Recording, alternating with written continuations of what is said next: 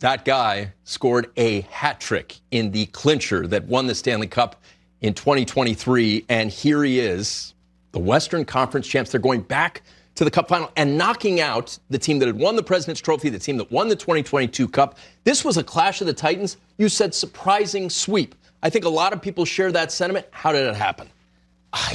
They just stuck to their game, and I feel like Vegas, we were just talking about it, they remind me of the 2012 Kings, where they just get every single period, they get tighter and tighter, and they get better as the game goes on.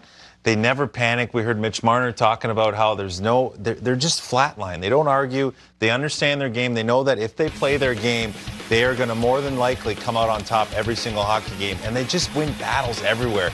We said in the last 2 minutes alone, boy, they win all the little loose puck battles. They win all the 50-50 pucks. They take care of details. And when you do that, you've been on some great teams, Brian. When you do that, you are so confident in your game, and every shift you go out there, you know that the guy next to you has your back, and he's going to play the right way, and that just breeds confidence, and it elevates as the series goes on. I think there's a level of expectation within the group to play a certain way. And I think we've seen that in the past with Florida teams, and this team certainly has it. We saw that in 2023 with this Vegas Golden Knight team. It's just expected of themselves. They do not have outward emotions, positive or negative. Yes, when Mark Stone scores a goal, he goes absolutely bananas, and it's one of my favorite things in the NHL right now. But other than that, it's just shift after shift. They, especially up front, they use everybody. Yeah. And everybody embraces their role. I think they fit in nicely as a group, and I think they're just a nightmare to play against, and they know that. It's almost psychological warfare sometimes when they get in the trenches. That's the game they want to play, and they'll look you right in the eye, and they won't back down 1 inch. Sometimes things line up perfectly. 2023, they win the Cup. You're talking about the narratives that surrounded Jack Eichel and how he laid waste to those things that spring. This year, Jack Eichel himself has talked about Mitch Marner and the kind of teammate he is, the kind of player he is. Gives me goosebumps because we know the journeys that players go on. For Mitch Marner to be going to a Stanley Cup Final, this is truly spectacular stuff. The kind of stuff that if it was in a movie, you'd say, I don't know if that's realistic. It's real. How about it?